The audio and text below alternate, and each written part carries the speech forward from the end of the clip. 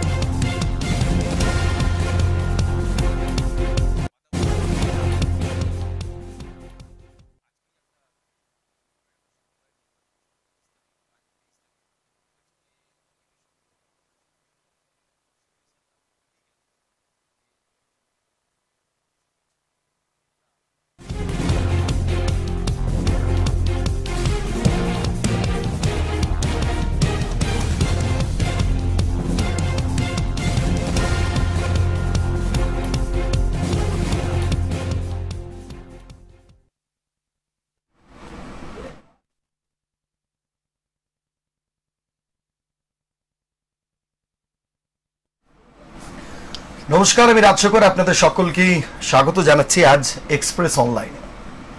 আমরা প্রতিদিনই আপনারা দেখেছেন যে কোনো না কোনো বিষয় নিয়ে আমরা আপনাদের কাছে ঠিক সন্ধ্যে 7টা এক্সপ্রেস অনলাইনে মুখোমুখি হই। আজকের যে বিষয় অত্যন্ত গুরুত্বপূর্ণ, শহর থেকে গ্রাম, পাড়ার অলিগলি থেকে রাজপথ, দীর্ঘ সময় ধরে আমরা যদি শতাব্দীর পর শতাব্দী বলি তাহলে গোটা বিশ্ব জুড়ে, আর এই বাংলার ক্ষেত্রেও দীর্ঘ শেষ কয়েকটা দশক জুড়ে অর্থনৈতিক যে পরিকাঠামো, শহরাঞ্চলের পাশাপাশি গ্রামীণ যে উন্নয়ন, সে উন্নয়নের ক্ষেত্রে একটা গুরুত্বপূর্ণ ভূমিকা দীর্ঘ সময় ধরে নিয়ে রেখেছিল সমবায়গুলি, সোসাইটি, ব্যাংক, বিভিন্ন জায়গা থেকে। আজকের যে প্রজন্ম, নতুন যে প্রজন্ম, তাদের অনেকের কাছে এটা দুষ্কর, তারা অনেকে জানেই না সমবায়টা কি। আবার অনেকের কাছে অনেকেই জানেন যে সমবায়, কিন্তু সমবায়গুলোর বর্তমান যা পরিস্থিতি, অধিকাংশ জায়গায় ঝাঁপ বন্ধ হয়ে গেছে। সমবায়গুলো না থাকার ফলে গ্রামীণ অর্থনীতিকে চাঙ্গা করার ক্ষেত্রে, স্বনির্ভর হওয়ার ক্ষেত্রে একটা বড় ধাক্কা খেয়েছে। কিন্তু বর্তমান সময়ে আচমকাই দেখা যাচ্ছে যে এই সমবায়গুলিকে বাঁচানোর জন্য একটা লড়াইও শুরু হয়েছে। কিন্তু সমবায় কেন্দ্রিক একটা সময় যে আন্দোলন, সেই আন্দোলন কি বর্তমান সময়ের বাঁচার জন্য যে লড়াই, সেই লড়াই কি সমান্তরালভাবে চলবে? আদতে কোন পরিস্থিতিতে দাঁড়িয়ে আছে সমবায়, আমরা এই নিয়ে আগামী দিনেও বেশ কিছু অনুষ্ঠান করব। আজকের যে অনুষ্ঠান একেবারে সামগ্রিকভাবে আপনাদের কাছে তুলে ধরার আমরা চেষ্টা করব। আজকের অনুষ্ঠান বিলুপ্তির পথে সমবায়। আমার সঙ্গে আজকে স্টুডিওতে অতিথি রয়েছেন সমবায়ী বন্ধু অভিজিৎ ঘোষ। অভিজিৎ বাবু, আপনাকে স্বাগত জানাচ্ছি। স্বাগত আমাদের দর্শক বন্ধুদের। আমরা ওভারঅল একটা বিষয়কে আজকে আপনাদের সামনে তুলে ধরার এবং আপনাদের কাছে পৌঁছে দেওয়ার আমরা চেষ্টা করছি। আমি প্রথমেই একেবারে সরাসরি কথাতে আসি অভিজিৎ বাবু, সেটা হলো যে এই যে সমবায় ভিত্তিক একটা কথা, সমবায় কেন্দ্রিক একটা কথা, এবং আমরাও যখন আমাদের কাজ শুরু করেছি তার পরবর্তী সময়ে আমরা ছোটবেলাতেও দেখেছি যে সমবায়, কোঅপারেটিভ, এটা একটা খুব চলতি কথা ছিল।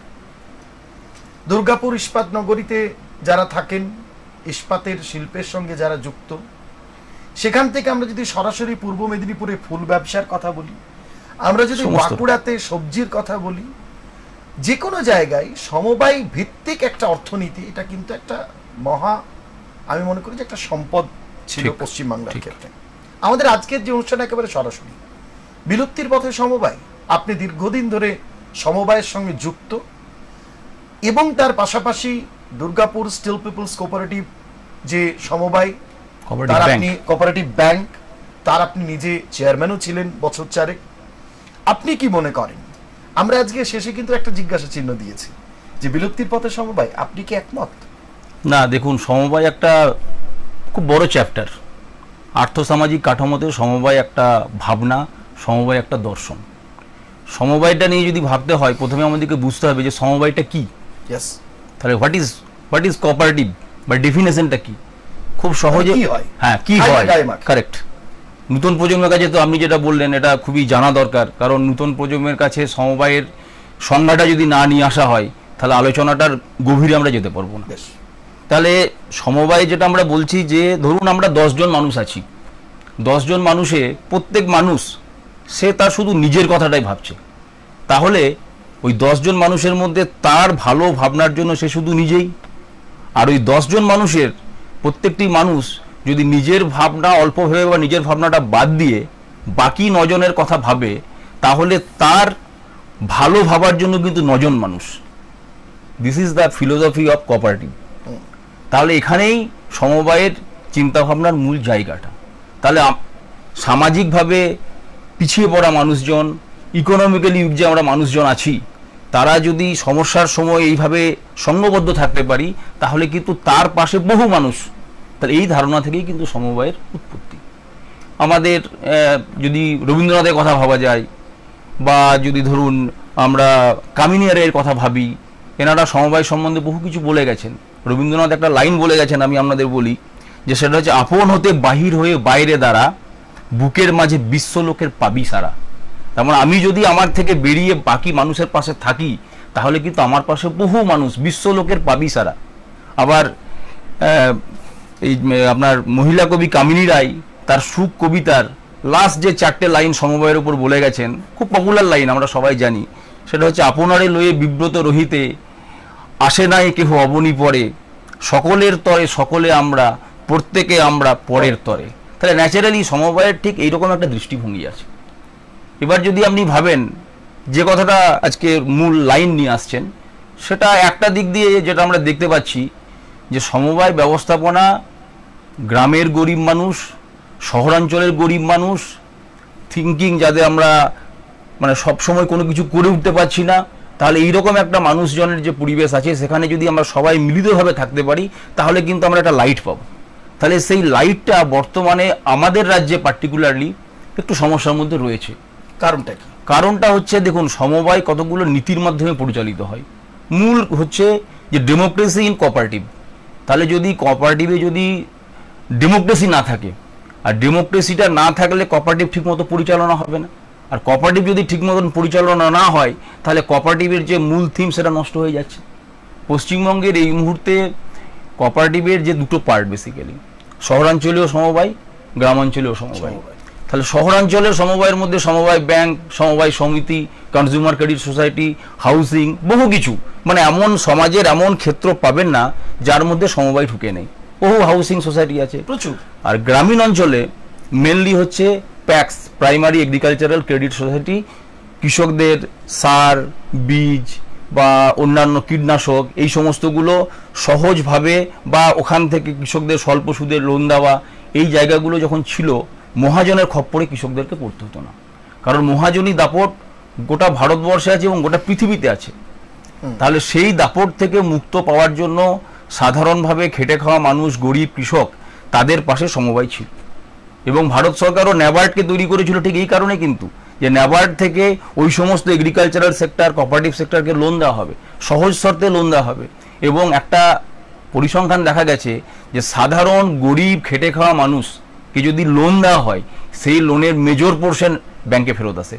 লোন কিন্তু সেখানে এনপিএ হয় না, নন পারফর্মিং অ্যাসেট, বা লোনটা না জমা দেওয়ার সেরকম কোনো চিন্তাভাবনা কিন্তু সাধারণ মানুষ, গরিব মানুষ, খেটে খাওয়া মানুষের মধ্যে নেই। যেহেতু সেটা রোল করতে পারলেই তাদের ডেভেলপ। কারেক্ট। প্লাস তাদের থিঙ্কিংটা খুব সরল।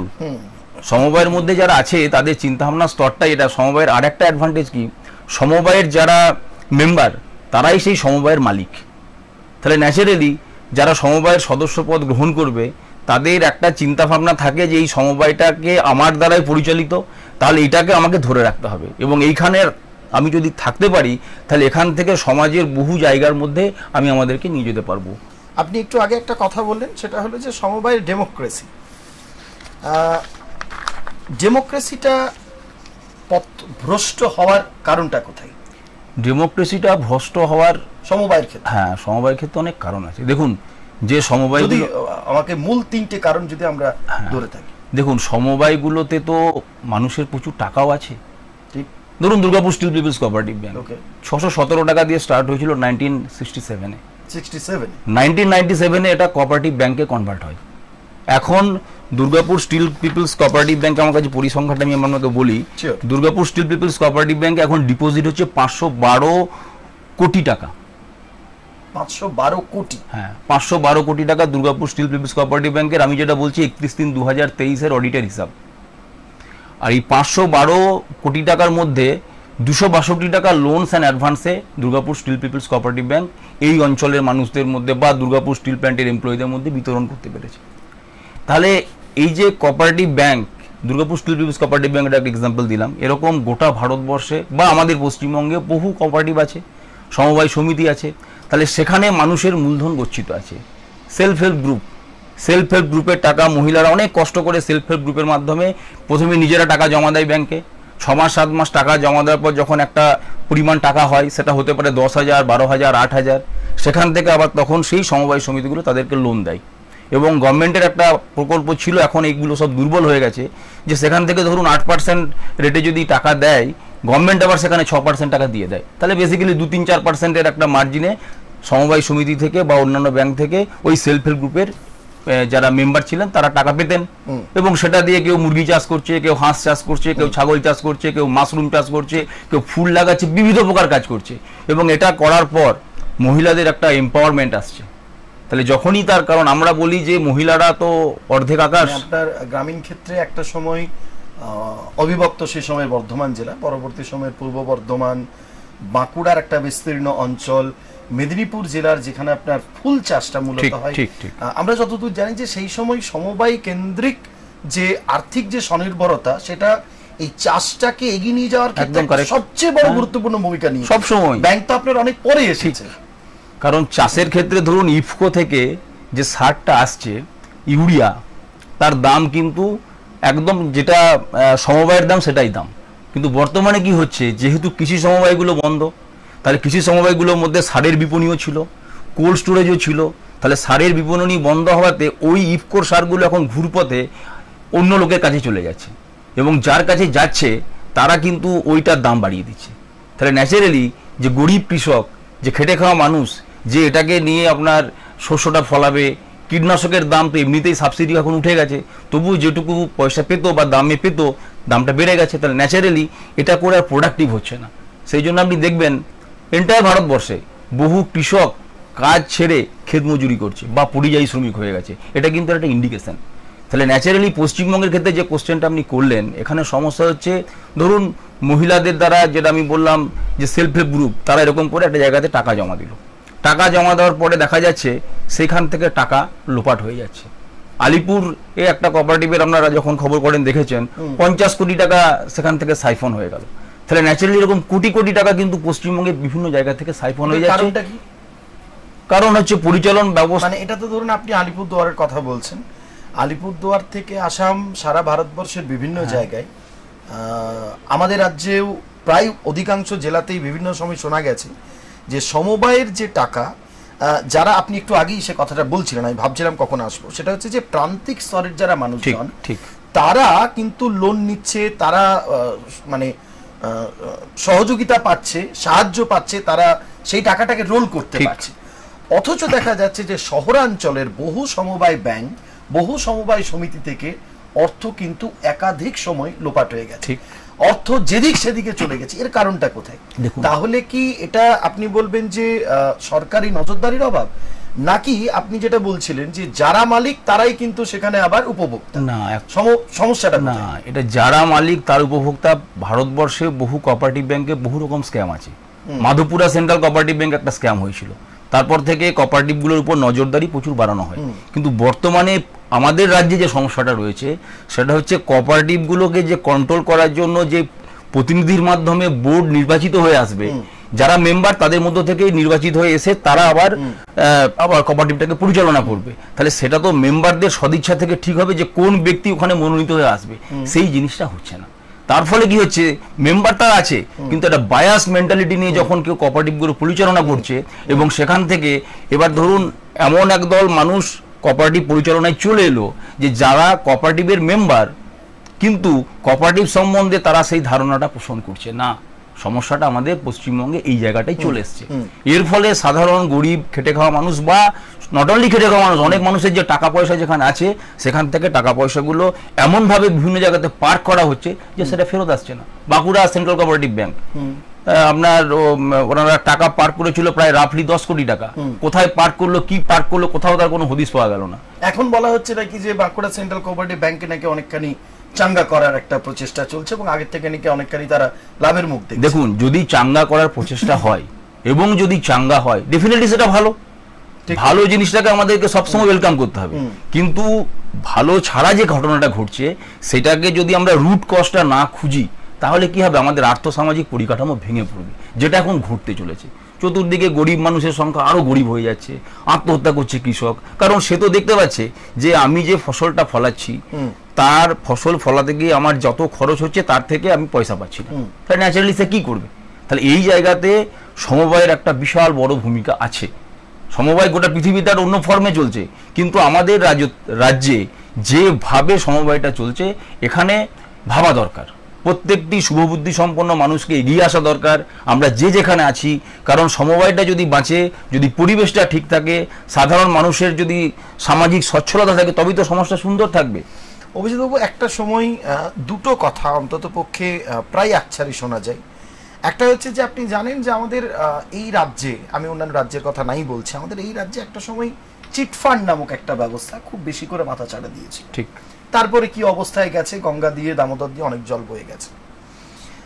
বিশেষজ্ঞরা বলছেন যে যে সময়কাল থেকে সমবায়টা সুষ্ঠুভাবে পরিচালিত হয়েছিল, যদি সেইভাবেই পরিচালিত হতো তাহলে একেবারে প্রান্তিক স্তরে যে জায়গা থেকে চিটফান্ডগুলো জন্ম হয়েছিল তাহলে হয়তো এতখানি বাড়বাড়ন্ত হতো না। মানুষ যে কারণে চিটফান্ডে টাকাটা রেখেছিল, কি কে করেছিল কি সেটা একটা আলাদা বৃত্তান্ত, যে কারণে টাকাটা রাখতো চিটফান্ডে, যদি সেইটা সমবায়িকাগুলো যদি সঠিকভাবে গ্রামাঞ্চলে প্রত্যন্ত এলাকায় পশ্চিম মেদিনীপুরে বীরভূমে চলতো তাহলে এটা হতো না। এক। দ্বিতীয়ত আরেকটা প্রসঙ্গ উঠে আসে এবং এটা হয় শহরাঞ্চলে খুব বেশি করে, যে ব্যক্তিগত লাভের জন্য তহবিলের অপব্যবহার বহু জায়গায় করেছেন কর্মকর্তারা। আপনার কি বক্তব্য?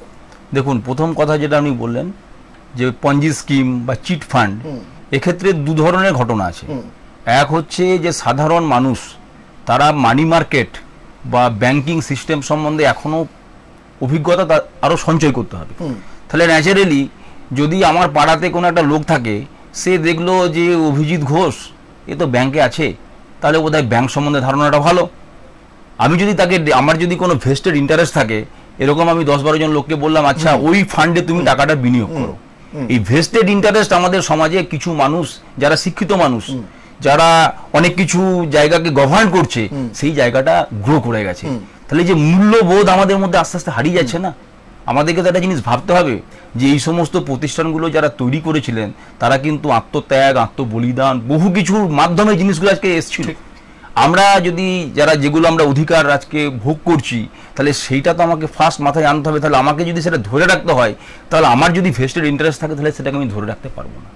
এখন সমাজে একটু মূল্যবোধের অবক্ষয় চলছে, তাহলে ন্যাচারালি পাশাপাশি আর একটা সমস্যা কি, যে মানুষটা সাধারণভাবে কর্মচারী বা একটা জায়গা থেকে রিটায়ার করেছে, তার যে টাকাটা আছে, এবার সে ভাবছে আমি টাকাটা রাখবো কোথায়, ব্যাংকের ইন্টারেস্ট হু করে কমেছে।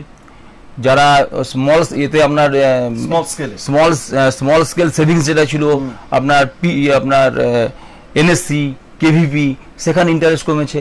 তাহলে একটা মানুষ রিটায়ার করার পর যা নো হাউটা বেশি নেই ফিনান্সিয়াল সিস্টেমে, আপনি কি ভাবেন এখনো পর্যন্ত যে এখনো এইগুলোর ইন্টারেস্ট বাড়বে? না,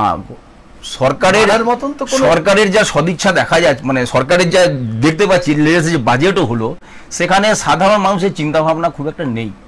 তাহলে ন্যাচারালি সাধারণ মানুষকে যদি সুস্থভাবে বাঁচতে হয় তাহলে কিছু প্যারালাল ইকোনমির কথা আমাদেরকে ভাবতে হবে, আর এই প্যারালাল ইকোনমির জায়গাতে সমবায়ের একটা বলিষ্ঠ ভূমিকা আছে।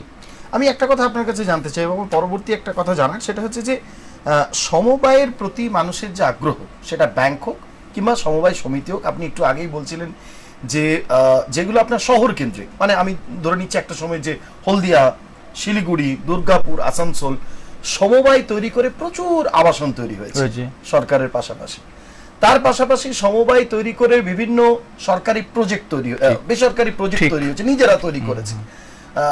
এমন অনেক প্রজেক্ট আছে যা তারা একটা সময় কৃষিজ খামার হিসেবে ব্যবহার করতো, সেটা পরবর্তী সময় রিসর্ট তৈরি হয়েছে, সেটাও একটা কিন্তু পর্যটনের একটা আর্থিক ব্যবস্থার কিন্তু জায়গা তৈরি হয়েছে। আমি বলতে চাইছি যে মানুষের মধ্যে যত দিন গেছে, যেখানে সমবায়ের এত সুযোগ সুবিধা, সেখানে তো মানুষের আগ্রহ বাড়ার কথা, কারেক্ট, সেখানে আগ্রহটা কমার কথা কেন?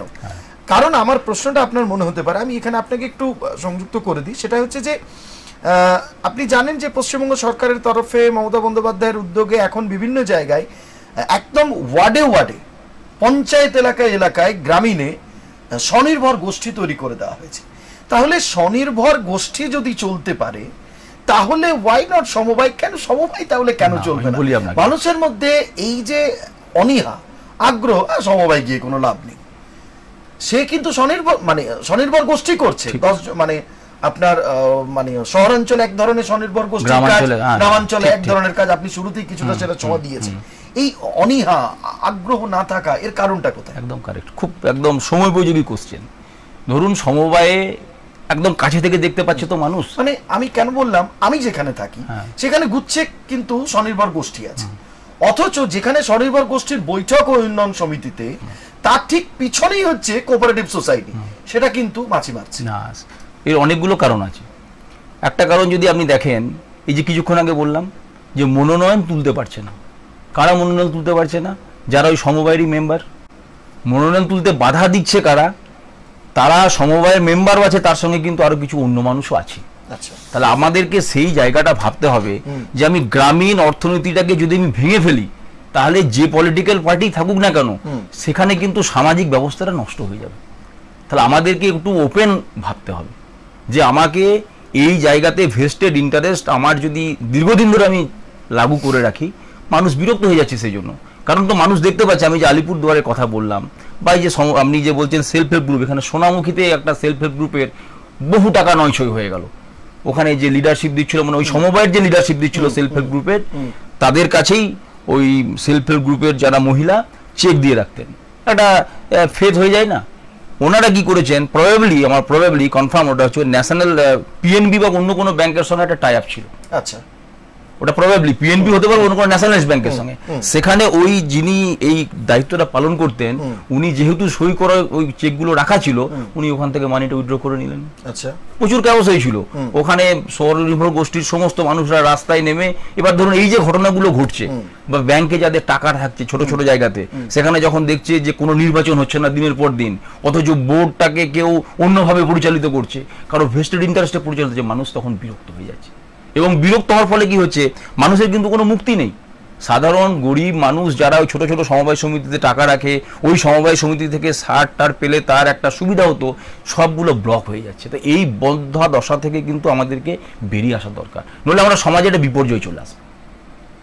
এই ভাবনাটা সমস্ত পলিটিক্যাল পার্টি ভাবা দরকার।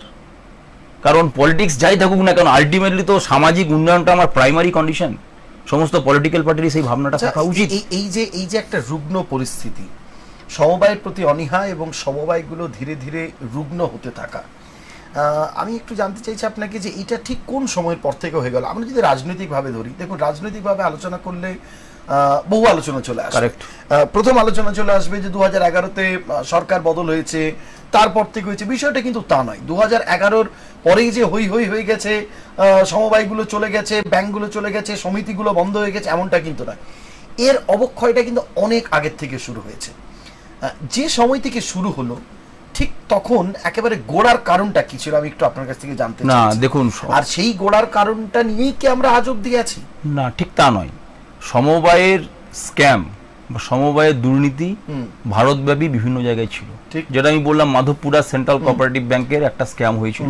তারপর থেকে রিজার্ভ ব্যাংকের আপনার সার্ভেলেন্সটা বাড়িয়ে দেওয়া হয়েছিল। সমবায় ব্যাংকগুলো জেনারেলি অ্যাডমিনিস্ট্রেশনটা কন্ট্রোল করে আরসিএস দপ্তর, রেজিস্টার অফ কোঅপারেটিভ সোসাইটিস। আর সমবায়ের অডিট যেটা হয় সেটাও দুটো ভাগে ভাগ আছে আর কি। মেনলি রিজার্ভ ব্যাংক প্রতিটি সমবায়ে একটা নির্দিষ্ট সময় পরপর, বছরে একবার বা 2 বছরে একবার ইন্সপেকশনে আসে, 10-15 দিন ধরে তারা থাকেন। তাহলে ন্যাচারালি যে সমস্ত সার্ভিলেন্সগুলো আছে সেগুলো যদি প্রপার থাকে, তাহলে কিন্তু খুব একটা সমস্যার জায়গা নেই। কিন্তু বিগত সময়েও কিছু ল্যাকুনা ছিল, এখন কিন্তু ল্যাকুনাটা একটু বেশি বেড়ে গেছে।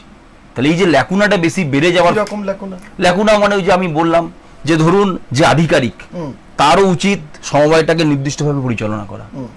একটা আধিকারিকরাও যদি সেই জায়গাতে সঠিক দৃষ্টিভঙ্গি না দেয়, আধিকারিকরা যদি বাইপাস করে থাকে কোনো জায়গাটাকে, তখন দীর্ঘদিন ভোট হচ্ছে না। একটা সমবায়ে দীর্ঘদিন ধরে, একটা সমবায় না, এন্টায়ার পশ্চিমবঙ্গের বেশিরভাগ সমবায়ে অ্যাডমিনিস্ট্রেটর বসে আছে। সমবায়ের যে মূল ভাবনা সেটা হচ্ছে মেম্বারদের মধ্য থেকেই সমবায়টা পরিচালিত হবে। তাহলে যখন মেম্বাররা সেই সমবায়ের পরিচালনায় অংশগ্রহণ করতে পারছে না, বছর 3-4 ধরে অ্যাডমিনিস্ট্রেটররা সেখানে বসে আছে, তাহলে অ্যাডমিনিস্ট্রেটরের তো সেই ফিলিংসটা তো সবসময় থাকছে না। 2-4 জন ব্যতিক্রম, তারা হয়তো সত্যি সত্যি অনেক সামাজিক চিন্তাভাবনাতে অ্যাডমিনিস্ট্রেটরদের মধ্যে হয়তো আছে, কিন্তু সেটার সংখ্যা খুব রেয়ারেস্ট। তাহলে বাকি মেজর পোর্শনে যেটা হচ্ছে, তাদের চিন্তাভাবনা, তারা নির্দিষ্ট সময় আসতেও পারছে না, কারণ তিনি তো একটা অন্য কোনো কাজ করেন, তাকে এটা একটা দায়িত্ব দেওয়া হচ্ছে, এক্সট্রা বাড়তি দায়িত্ব। তাহলে তার সঙ্গে সে সবসময় একবার হতে পারছে না। আর সমবায়ের লোক যখন সমবায়টা পরিচালনা করবে, তখন তার একটা ডোমেন থাকবে, সে প্রত্যেকটি লোককে মোরলেস চেনে, তার অভাব অভিযোগ সে ডাইরেক্টলি নিতে পারবে। তাহলে এই যে র্যাডিক্যাল চেঞ্জ হয়ে গেছে এইরকম একটা ব্যবস্থাপনার মাধ্যমে, অ্যাডমিনিস্ট্রেটর নিয়োগের মাধ্যমে, মানুষ মনে করছে না যে ওটা আমার জায়গা, আর অ্যাডমিনিস্ট্রেটরও মনে করছে না যে না, এই জায়গাতে এই সবগুলো আনা দরকার। কিন্তু আপনার যদি এটা প্রপার ওয়েতে চলতে থাকে, তাহলে তো অন্যান্য ব্যাংকের থেকে সমবায় ব্যাংকের সুবিধাটাও তো অনেক। না, অন্যান্য ব্যাংকের থেকে সমবায় ব্যাংকের যেমন সুবিধা অনেক, কিন্তু সমবায় ব্যাংকগুলো কিছু বটলনেক আছে। ধরুন দুর্গাপুর স্টিল পিপলস কোঅপারেটিভ ব্যাংকে আমরা যখন ছিলাম, তখন আমরা এখানে কোর ব্যাংকিং সলিউশন করে দিয়েছিলাম। আচ্ছা, আমাদের এখানে এটিএম 4-5টা রান করে, ঠিক। কিন্তু আপনি যদি ভারতবর্ষের অনেক বড় বড় কোঅপারেটিভ দেখেন, আপনি পাবেন না যে অনেক কোঅপারেটিভ ব্যাংকের এটিএম আছে।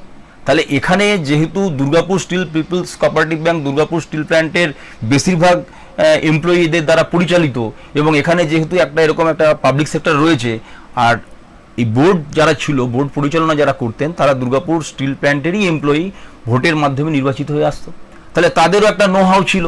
তাহলে এইরকম একটা কম্বিনেশন হওয়ার ফলে Durgapur steel people's cooperative bank যে গতিতে এগিয়ে গেছে, বেসিক্যালি আমরা এখানে 52টা ন্যাশনালাইজড ব্যাংক এই বিরাট অঞ্চলে যা ছিল, তাদের সঙ্গে কম্পিটিশন করা হতো। কম্পিটিশনটা কীরকম, যে আপনি ব্যাংকে গেলেন, আপনি কোনো টার্ম ডিপোজিট করলেন, আপনি কোনো ফিক্সড ডিপোজিট করলেন, সেই দিনের মধ্যে আপনাকে সমস্ত পেপার, সেটা আমি বলছি লাস্ট 5-6 বছর, 7-8 বছর আগের ঘটনা, 2008-2012 এই সময়ে, যখন ন্যাশনালাইজড ব্যাংক কিন্তু সেইভাবে অতটা মানে মানুষের পাশে অত কুইক সার্ভিস দিত না। আপগ্রেডেশন এখনো হয়নি অতটা। না, আপগ্রেডেশন হয়ে গেছে, অন্যান্য কোঅপারেটিভের হয়নি। তাহলে ন্যাচারালি আমাদের মেম্বারদের মধ্যে একটা আলোচনা চলে এলো যে আচ্ছা, ন্যাশনালাইজড ব্যাংক যখন এটিএম সার্ভিস দিচ্ছে, তাহলে আমি এই ব্যাংকের মেম্বার বা আমি এই ব্যাংকের অ্যাকাউন্ট হোল্ডার, আমি কেন এটিএম সার্ভিস পাবো না? তাহলে সেই চিন্তা কিন্তু আমাদেরকে 2008-এ ভাবিয়ে দিয়েছিল। আমরা কিন্তু এটা 2012-র কথা বলছি, যখন আমরা কোর ব্যাংকিং সলিউশন করেছি, যখন আমরা এটিএম করেছি, তারপরে ধরুন মেম্বারদের সুবিধার্থে বিভিন্ন জায়গাতে হলিডে হোম ছিল। তাহলে এইগুলো ছিল, তার ফলে একটা মানুষ হোমগুলো কি বন্ধ, হলিডে হোমগুলো এখন লিমিটেড হয়ে গেছে। একটা সময় হলিডে হোম ছিল দার্জিলিংয়ে, একটা ছিল পুরীতে 2টো হলিডে হোম ছিল, দিল্লিতে ছিল, দীঘাতে ছিল, ক্যান্সার পেশেন্টদের জন্য মুম্বাই ওটা এখনো আছে, গ্যাংটকে ছিল, তারপরে আপনার হরিদ্বারে ছিল, আর এদিকে ছিল পেলিংয়ে। এতগুলো জায়গাতে আমরা হলিডে হোম বিস্তার করতে পেরেছিলাম। এখন সেটা লিমিটেড হয়ে 2-3 জায়গাতে।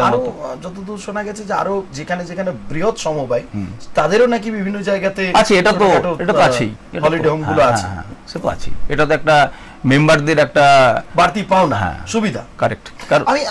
আপনি যেহেতু নিজে দুর্গাপুর স্টিল পিপলস কোঅপারেটিভ ব্যাংকে ছিলেন, নিজে উপভোক্তা, তার পাশাপাশি আপনি নিজে চেয়ারম্যান ছিলেন 4 বছর। আমি একটা জিনিস জানতে চাইছি যে যেখানে ধরুন Durgapur steel people's cooperative bank, আপনি যে সময়টার কথা বলছেন 2008-12, যে আপনারা একটা ল্যান্ডমার্ক তৈরি করে দিলেন বলা যেতে পারে মেম্বারদেরকে সঙ্গে নিয়ে। সমবায় ব্যাংকের এতগুলো এটিএম একটা শহরও শুধু নয়, একটা নগরী, ছোট নগরীর মধ্যে এতগুলো, এটা পাওয়াটা দুষ্কর। আপনারা যেভাবে আপগ্রেডেশন করলেন, আপনারা যেভাবে মডার্নাইজেশন করলেন, আপনারা যেভাবে উপভোক্তাদের সুবিধা দিলেন, সেইটা আমাদের রাজ্যের আরো অন্যান্য যে সমবায়গুলো আছে, সেই সমবায়গুলোতে এইটা এতখানি আপগ্রেডেশন না হওয়ার কারণটা কি? আমরা দেখুন এখানে দুর্গাপুর ইস্পাত কারখানা আছে বলে আমরা ভাবছি যে এটা বিরাট কিছু, কিন্তু এইটা যদি আমরা আবার যদি পূর্ব মেদিনীপুরে ফুল চাষে চলে যাই, সেখানটাও কিন্তু কম বৃহৎ না। আমরা পূর্ব বর্ধমানে যদি একেবারে আউসগ্রাম থেকে কাটোয়া হয়ে গুসকরা হয়ে চলে যাই, তাহলে সেখানকার যেগুলো আছে তাদের কাছে কিন্তু সেটার পরিধিটা অনেকখানি বিস্তর। চা শিল্পের ক্ষেত্রেও তাই। আমি জানতে চাইছি যে মানে এইটা যতখানি আপগ্রেড হলো, ততখানি ডেভেলপমেন্ট ওই বাকিগুলো তো হলো না কেন? আমি একটা সিম্পল এক্সাম্পল দিই, কন্টাই কোঅপারেটিভ ব্যাংক। আচ্ছা, পশ্চিমবঙ্গের মধ্যে 2টো কোঅপারেটিভ একদম ল্যান্ডমার্ক কোঅপারেটিভ ব্যাংকের, আরবান কোঅপারেটিভ ব্যাংকের, Kanthi cooperative bank, Durgapur steel people's cooperative bank. আচ্ছা, কিন্তু কন্টাই কোঅপারেটিভ ব্যাংকেরও দীর্ঘদিন কোনো নির্বাচন হচ্ছে না। নির্বাচনের সমস্ত রেডি হয়ে গেছিল, ওটা আবার সাবজুডিস হয়ে গেছে সুপ্রিম কোর্টে। তাহলে এই যে একটা সমস্যার মধ্যে আমরা রয়েছি, এইটা যতক্ষণ না পর্যন্ত আমরা উত্তরণ ঘটাতে পারবো, এই জন্য সমস্ত পলিটিক্যাল পার্টিকে খুব রিলিজিয়াসলি ভাবতে হবে। সমস্ত পলিটিক্যাল পার্টিকে ভাবতে হবে যে আমরা যে যায় রাজনীতি করি না কেন, সমাজের উন্নয়নই হচ্ছে রাজনীতির প্রাথমিক পদক্ষেপ। কারণ সেটা যদি আমরা না করতে পারি, তাহলে একটা সময় পরে কিন্তু সমস্ত জায়গায় এটা ডিস্টার্ব হয়ে যাবে। বেসিক্যালি সমাজটা যদি ডিস্টার্ব হয়, তাহলে তো কোনো পলিটিক্স দীর্ঘদিন স্থায়ী হবে না। তাহলে সেখানটাতে ওখানে একটা সাবজুডিস হওয়ার জন্য এত বড় তার পরিধি, তাহলে সেই জায়গাটাতে আরও যে সমস্ত আমি উন্নয়নটা করতে গেলে তো আমার একটা স্টেবিলিটি দরকার, তাহলে সেই স্টেবিলিটিগুলো নষ্ট হচ্ছে। Durgapur steel people's cooperative bank আপনি যে কোশ্চেনটা করলেন, এটা কি অন্য জায়গাতে ডেফিনেটলি পারে, কিন্তু আমার মননটা দরকার, আমার সদিচ্ছাটা দরকার, আমার ভিশনটা দরকার। সমস্ত সমবায়ী যারা পরিচালনা করে তাদের মধ্যে এগুলো আছে, কিন্তু কোনো একটা কারণে সমবায়গুলো যেহেতু দেখুন একটা সময় ছিল নির্দিষ্ট সময় সমবায়গুলোর ভোট হতো, একদম নির্দিষ্ট সময়। তাহলে যে কোনো জিনিস যদি টাইম বিং সমস্ত কিছু করা যায় না, তাহলে সেখানে মডিফিকেশন আসবে, সেখানে এক্সপানশন আসবে, সব কিছু আসবে। কিন্তু যখনই টাইমটা ডিলে হয়ে যাবে, তাহলে ডিলে হলে তখন সব কিছুই সেখানে পিছিয়ে যাচ্ছে। এটা আমাদের রাজ্যের ক্ষেত্রে সমবায়ের ক্ষেত্রে একটা সমস্যার মধ্যে আমরা নির্বাচন না করে অ্যাডমিনিস্ট্রেটর বসিয়ে দেওয়া হচ্ছে এবং দীর্ঘ সময় ধরে। আমি আপনার কাছে পুঙ্খানুপুঙ্খ জানতে চাইছি যে অ্যাডমিনিস্ট্রেটর বসিয়ে দেওয়া আর নির্বাচন না করা, এই দুটোর মধ্যে সমবায়ের সেটা সমিতি হোক কিংবা ব্যাংক হোক, যারা উপভোক্তা তাদের অসুবিধাটা কোথায়? একটা সিম্পল এক্সাম্পল দিই, ধরুন কোঅপারেটিভ ব্যাংক।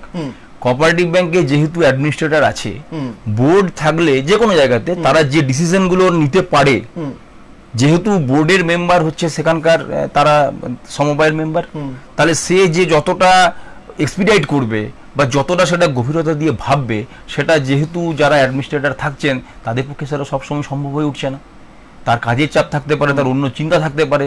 প্লাস ধরুন আমাদের এই কোঅপারেটিভ ব্যাংক এখন নতুন করে মেম্বারশিপ দিতে পারছে না, যেহেতু বোর্ড নেই, ওই ডিসিশনটা নিতে পারবে না। ওই ডিসিশন অ্যাডমিনিস্ট্রেটর উনি নিতে পারতে পারেন, কিন্তু তুমি অতটা সময় দিতে পারবেন না বা কোনো প্রতিবন্ধকতা তৈরি হচ্ছে। তাহলে একটা ডিসিশন যখন নিতে হবে, তখন তো তাকে অগ্রপশ্চাৎ বহু কিছু বিবেচনা করতে হয়। তাহলে সেই সবগুলো কিন্তু এন্টায়ার পশ্চিমবঙ্গে কোঅপারেটিভগুলোর ক্ষেত্রে ঘটছে। তার ফলে কোঅপারেটিভ যতটা গতিতে এগোনোর কথা ছিল, সেখানে কোনো কারণে পিছিয়ে যাচ্ছে। আমি আবার বলছি আপনাকে, ধরুন সমবায়ে তো রাজনীতির কোনো আলোচনা করা যায় না, কিন্তু তবুও রাজনৈতিক সদিচ্ছা, লাল নীল যে রাজনীতি হোক না কেন, কারণ উপভোক্তা তো আমিও, তাহলে লাভটা আমারও, এবং সেই লাভের খতিয়ানটা কিন্তু সমাজ ব্যবস্থায় গিয়ে পড়বে। কিন্তু এই দৃষ্টিভঙ্গি আমাদের রাজনৈতিক নেতৃত্বের মধ্যে থাকতে হবে, যে আমাকে শুধু ভেস্টেড ইন্টারেস্ট দেখলে হবে না, আমাকে সমাজটাকে এগিয়ে নিয়ে যেতে গেলে সবার কথা ভাবতেই হবে। সেইটা সমবায়ের মধ্যে, সমবায়ের মূল নীতি সেটা। তাহলে সেইখানটাতে আমরা, আপনি যে একটা কথা বললেন কোট আনকোট, সেটা হচ্ছে ভেস্টেড ইন্টারেস্ট। আপনার কি কোথাও মনে হয় না, অনেকে বলে যে বড়দের দেখেই নাকি ছোটরা শেখে, পিছিয়ে যে প্রজন্মটা অতীত হয়ে যায় তাদেরকে দেখেই নাকি বর্তমান শেখে, ভবিষ্যৎটা অবশ্যই বাকিদের গড়ে নিতে হয়।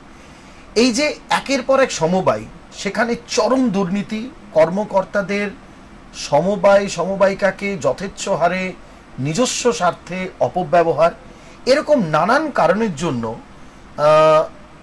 যা হচ্ছে হোক, মানুষের অনীহা, মানুষের আগ্রহ না থাকার এটাও একটা কারণ। দিনের পর দিন বিভিন্ন ক্ষেত্রে, সেটা কোন সরকার কোথায় ক্ষমতায় ছিল, যখন বামেরা এই রাজ্যে ক্ষমতায় ছিল তখনও বিভিন্ন জায়গায় এই ধরনের অভিযোগ উঠেছে। আজকে বর্তমানে তৃণমূলের সরকার, সেক্ষেত্রেও অনেক অভিযোগ উঠেছে। এইটার কারণটা কোথায়? আপনার কি মনে হয় না যে এইটাও এই সমবায়িকা থেকে মানুষের মুখ ফিরিয়ে নেওয়ার বা মুখ ফিরিয়ে দেওয়ার এটাও একটা অন্যতম কারণ? এই দিনের পর দিন ওই তো একটা সমবায়িকা, তো আরে ওখানে যারা দায়িত্বে ছিল ওরা সব লুটে পুটে খেয়ে নিয়েছে। এই যে একটা, দেখুন দুরকম তিন রকম কারণ আছে। সমবায়টাকে যদি নষ্ট হয়ে যায়, তাহলে ক্ষতি হবে কিন্তু ফিনান্সিয়ালি উইক মানুষজনের, যেটা আমাদের সমাজে প্রায় 70%, এখন আরো বেড়ে যাচ্ছে। তাহলে সেই অংশের মানুষ কিন্তু, আর এই অংশের মানুষের সমস্যা হচ্ছে কি, এই অংশের মানুষ সবসময় নিজেরা সবকিছু ডিসিশন নিতে পারে না, কোনো মানুষের ডিসিশনের দ্বারা তাকে প্রভাবিত হতে হয়। তাহলে আবার সেই ঘুরে ফিরে আসছে নেতৃত্ব, লিডারশিপ যে দেবে, সে যদি সমাজের বৃহত্তর অংশের মানুষের ভাবনাটাকে তার মধ্যে আনতে পারে, তাহলে সমাজটা বেঁচে যাবে।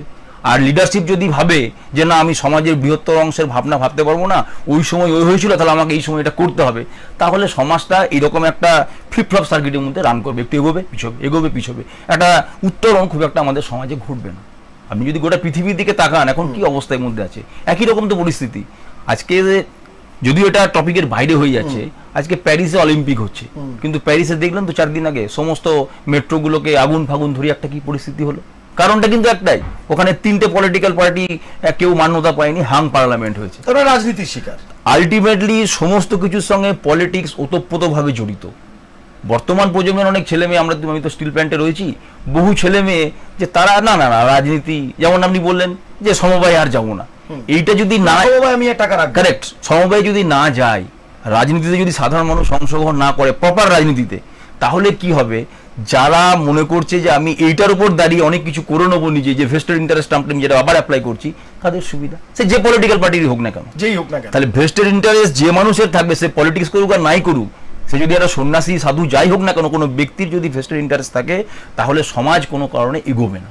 এইখানটাতে আমাদের ভাবনার সবার বিষয়, শুভবুদ্ধি সম্পন্ন মানুষকে এটা ভাবতে হবে যে সমাজকে এগিয়ে নিয়ে যেতে গেলে অর্থনৈতিক কাঠামোকে যদি ধরে রাখতে হয়, তাহলে আমাদেরকে এইগুলো ভাবতে হবে। সমবায়টা দেখুন, দুটো তো পার্ট।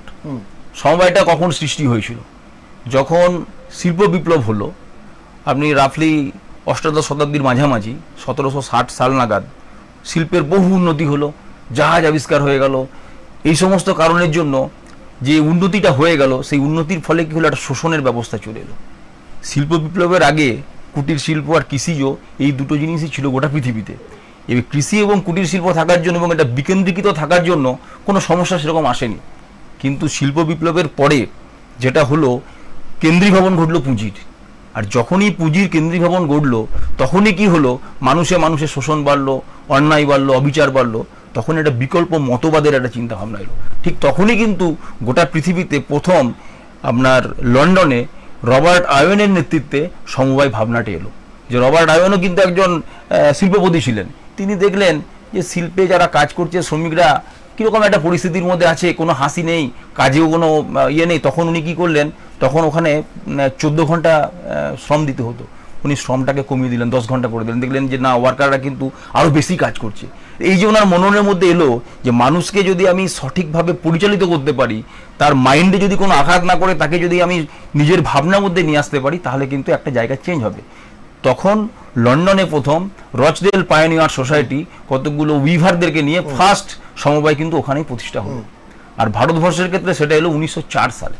সেটাও কিন্তু অন্যায় আর শোষণের বিরুদ্ধে। পুনেতে এত মহাজনী কালচার ছিল, তা সেখানকার কৃষকরা একটা সময় খেপে গিয়ে সেই সমস্ত মহাজনের বাড়ি ঘর জ্বালিয়ে দলিলপত্র কেড়ে নিয়ে চলে এলো। এটা সমবায় আন্দোলনের একটা, সমবায় আন্দোলন এইভাবেই বিকাশ ঘটেছে, যে মানুষ যখন চরম বঞ্চনার শিকার হয়েছে, শোষণের শিকার হয়েছে, তখন মানুষ বুঝতে পেরেছে যে না, আমার তো আর কিছু করার নেই। তখন যে জায়গা থেকে এই বঞ্চনাটা আসছে, সেটাকে হিট করেছে। তাহলে ভারতবর্ষের সমবায়ের 1904 সালে আমাদের এখানে সমবায়টা অফিসিয়ালি প্রতিষ্ঠা হলো, আর ইংল্যান্ডে হলো 1844 সালে। সরি, আপনি ইংল্যান্ডের কথা বলছেন, আপনি লন্ডনের কথা বলছেন, আপনি সারা ভারতবর্ষের বিভিন্ন জায়গার কথা বলছেন। আমাদের এই রাজ্যেও কিন্তু একটা সময় সমবায় আন্দোলন একটা বিশেষভাবে কিন্তু প্রভাব ফেলেছিল। সেটা আপনি রাজনৈতিকভাবে বলুন, আপনি সামাজিকভাবে বলুন, অর্থনৈতিক পরিস্থিতিতেই বলুন, এবং প্রকৃতিকে রক্ষা করার ক্ষেত্রেও সমবায়ের একটা বিরাট গুরুত্বপূর্ণ ভূমিকা ছিল। আমরা যদি আরেকটু অন্যদিকে দেখি, তাহলে আজকের যেখানে আমরা এত বলছি গাছ লাগান, প্রাণ বাঁচান, এটা করুন, ওটা করুন, একটা সময় কিন্তু সমবায়িকা তৈরি করে বিভিন্ন জায়গাতে বনসৃজন করা, একদম সেসব কিন্তু এখন আর এই ছবিটা প্রায় অকেজো, মানে স্পষ্ট কথাই বলতে গেলে। এই যে সমবায়ের আন্দোলনটা আপনি একটু আগেই বলছিলেন, শোষণের কথা, আমাদের এই বাংলায় বা আমাদের শহরে বা গ্রামাঞ্চলে সমবায় আন্দোলনটাই বা এত নিষ্ক্রিয় হয়ে গেল কেন? এটা কি তোষণের জন্য নাকি শোষণের জন্য? কোনটা? নাকি শোষণ থাকলো তোষণ হলো না, নাকি তোষণ থাকলো শোষণ হলো না? সমস্ত কিছু অ্যাটপার হয়ে গেছে। যেটা আমি আপনাকে কিছুক্ষণ আগেই বললাম, আপনি যদি নিউজ চ্যানেল দেখেন আজকে, যেটা পশ্চিম মেদিনীপুরে ঘটলো, বা গতকাল বা তার আগের দিন মালদাতে ঘটলো, একদম সম্প্রতি মালদাতে ঘটলো, তাহলে এটা তো হওয়া উচিত নয়। তাহলে এইটা যখনই যেখানে ঘটছে, সেখানে সাধারণ মানুষের মধ্যে একটা প্যানিক তৈরি হচ্ছে। সাধারণ মানুষের ভাবছে যে কিছু মানুষ তো ভাবে যেটাই আমার অদৃষ্ট, তাহলে এই সমস্ত করে টোটাল জায়গাটা একটা টালমাটাল পরিস্থিতি হয়ে যাচ্ছে। এবং সেই টালমাটাল পরিস্থিতির সুযোগে কতিপয় ব্যক্তি হয়তো সেখান থেকে লাভবান হচ্ছে, কিন্তু মেজর পোর্শন সেখানে আর কোনো কিছু পাচ্ছে না। এটা সমাজে একটা অস্থিরতা তৈরি করছে, এবং সমবায়গুলো যদি নষ্ট হয়ে যায় তাহলে আলটিমেটলি তো আবার মহাজনী কালচার ফিরে আসবে। ধরুন মাইক্রো ফিন্যান্সের এখন চরম দাপট আপনারা যখন দেখতে পাচ্ছেন, সেখানে মাইক্রো ফিন্যান্স কেন দাপট হচ্ছে, যেহেতু সেলফ হেল্প গ্রুপকে যেভাবে লোন দেওয়া হতো, এবং শুধু লোন দিলে তো হবে না, সংগঠক চাই।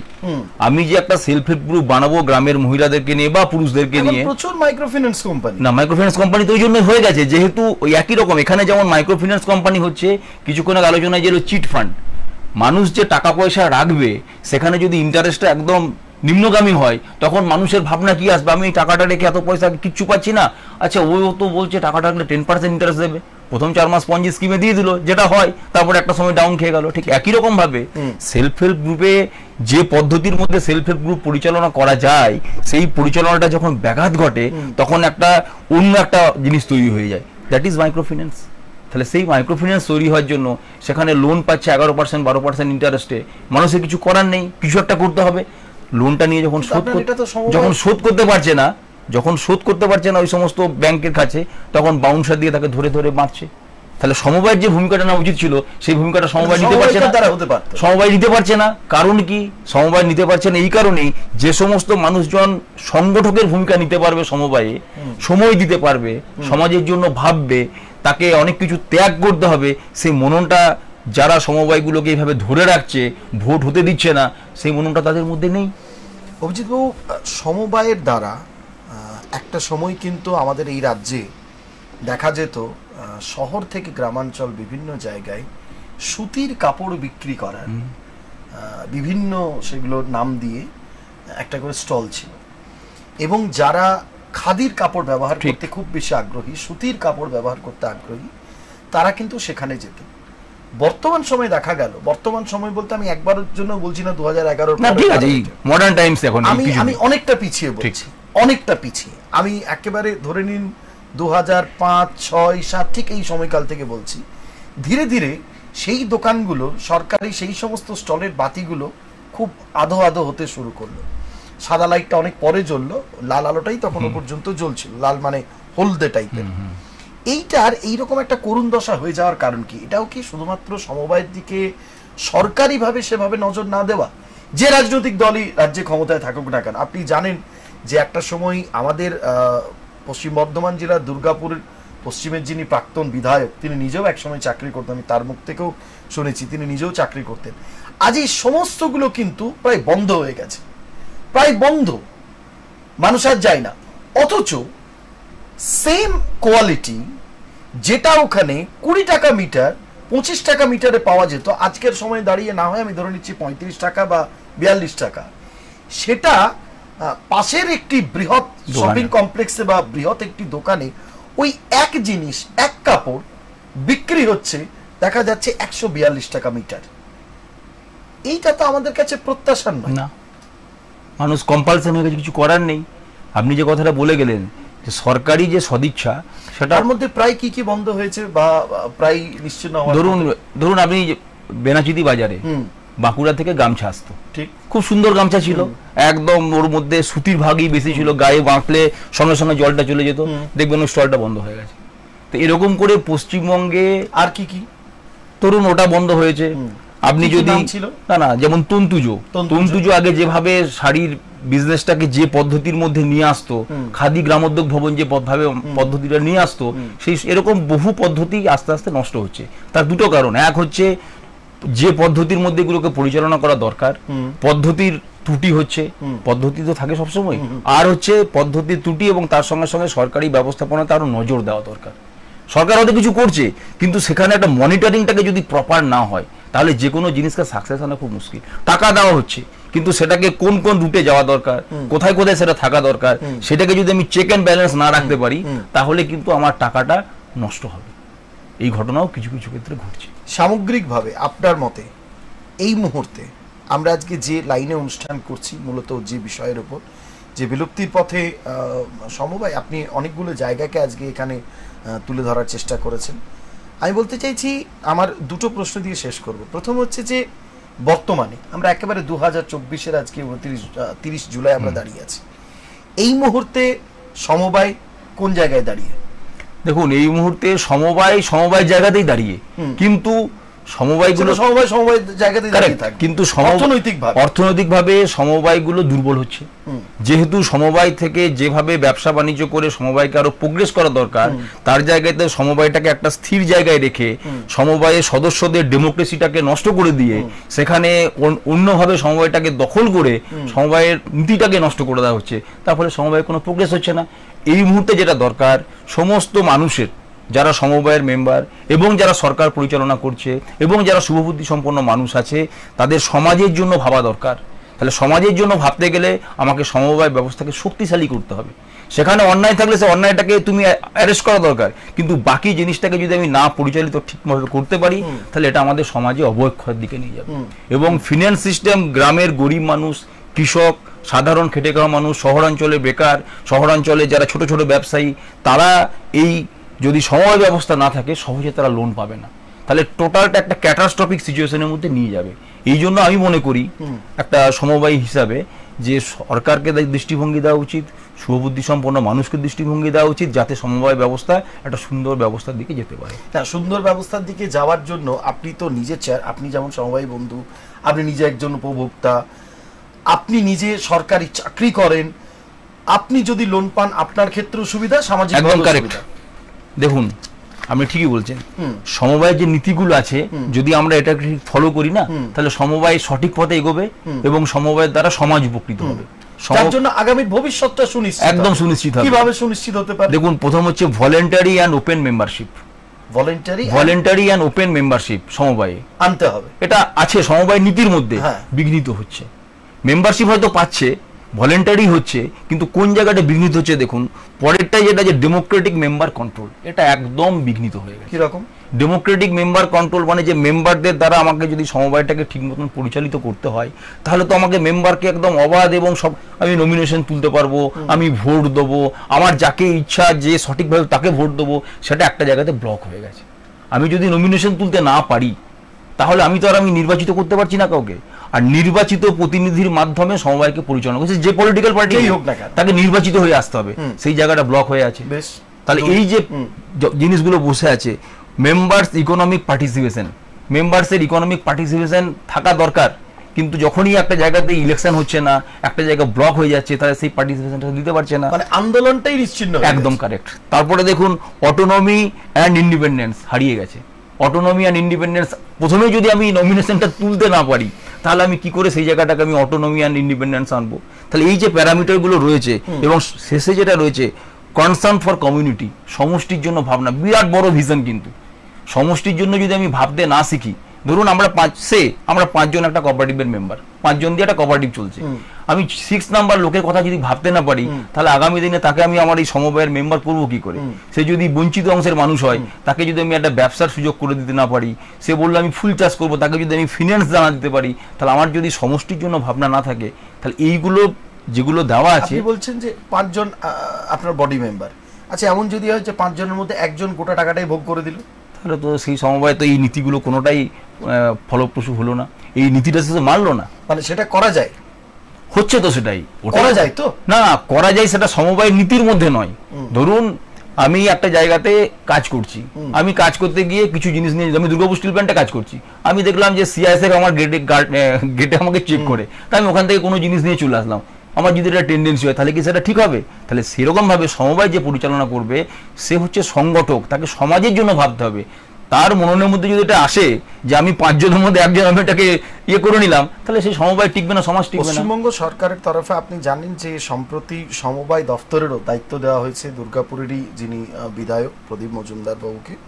তিনিও সমবায় দপ্তরের মন্ত্রী, এবং জেলায় জেলায় তার একটি বক্তব্য যে জেলায় জেলায় একেবারে, তিনি যেহেতু গ্রামীণ কৃষির মন্ত্রী, পঞ্চায়েত গ্রাম উন্নয়ন এবং প্রান্তিক স্তর থেকে সমবায়টাকে আবার চাঙ্গা করার একটা প্রচেষ্টা চালিয়ে যাচ্ছেন। এবং আপনি শুরুতেই বলেছেন যে নতুন করে আবার আন্দোলনের একটা ছবি তৈরি হয়েছে। আপনি কতখানি আশাবাদী, যেহেতু আপনি উপভোক্তা এবং আপনি নিজে কিন্তু চেয়ারম্যান ছিলেন? আমি সবসময় আশাবাদী সমবায় নিয়ে, কারণ সমবায় এমন একটা ব্যবস্থা যেটা আর্থসামাজিক পরিকাঠামোকে একটা উন্নত জায়গায় নিয়ে যেতে পারে। বেশিরভাগ মানুষের, যার পয়সা আছে তার জন্য তো গোটা পৃথিবীতে সব কিছু আছে, কিন্তু বেশিরভাগ মানুষেরই তো সাধারণ স্তরের মানুষ, আমরা মধ্যবিত্ত গরিব মানুষ। তাহলে আমি সেখানে 100% আশাবাদী। আমি মনে করব সমাজের যারা রাজনীতির মধ্যে রয়েছেন, শুভবুদ্ধি সম্পন্ন মানুষ যারা আছেন, তারা এটাকে একটু চিন্তনের মধ্যে আনবেন, একটু ভাববেন। কারণ সোসাইটিতে আমি থেকে যাব আর আমার ডাইনে বায়ে আশেপাশে কেউ থাকবে না, এটা কোনো সোসাইটির প্রোগ্রেসের লক্ষণ নয়। তাহলে মডার্ন কালচার এটাকে বলে না, আমাদেরকে এই মডার্ন কালচারে আসতে হবে। যে যাই রাজনীতি করি না কেন, সমাজের জন্য ভাবতে হবে এবং নির্দিষ্ট সময়ে ইলেকশন করতে হবে, এবং ইলেকশনের যা ক্রাইটেরিয়া থাকে সেই ক্রাইটেরিয়া মেনটেন করে করতে হবে। মানুষ যাকে বেছে নেবে সে সমবায় পরিচালনা করুক, কোথাও তো কোনো সমস্যা নেই। ধন্যবাদ অভিজিৎ বাবু। আসলে আপনি যেভাবে শুরু থেকে বলছেন এত পুঙ্খানুপুঙ্খভাবে, আমি অনুষ্ঠানটা কোথায় শেষ করব সেটাই বুঝে উঠতে পারছিলাম না। অনেক অনেক ধন্যবাদ আপনাকে। আমরা শুরুতেই বলেছি যে সমবায়ের উপর আমরা আরও বেশ কয়েকটি অনুষ্ঠান আমরা করব, এবং সেটি ডিফারেন্ট ফিল্ড থেকে। আজকে আমাদের সঙ্গে এতক্ষণ ধরে ছিলেন সমবায় বন্ধু এবং দীর্ঘদিন ধরে প্রায় 4-5 বছর ধরে যিনি দুর্গাপুর স্টিল পিপলস কোঅপারেটিভ ব্যাংকের যিনি চেয়ারম্যান ছিলেন, অভিজিৎ বাবুকে অসংখ্য ধন্যবাদ আজকে আমাদের আমন্ত্রণে স্টুডিওতে আমাদের দর্শকদের সঙ্গে সময় দেওয়ার জন্য। দিনের শেষে একটাই কথা, যে সরকারে যেই থাকুন না কেন, গ্রামীণ এবং শহর যাই হোক না কেন, প্রান্তিক স্তরের মানুষের যে ডেভেলপমেন্ট, সামাজিক যে ডেভেলপমেন্ট, তার মধ্যে একটা অন্যতম স্তম্ভ, অন্যতম ফিগার হলো এই সমবায়। সেই সমবায়ের আগামী দিনে যেন উন্নয়ন হয়, আমরা প্রত্যেকেই সেই দিক থেকে যথেষ্টই আশাবাদী। আজকের মতো এক্সপ্রেস অনলাইন আমরা এখানে শেষ করছি। সকলে ভালো থাকবেন এবং অপরকে ভালো রাখবেন। নমস্কার।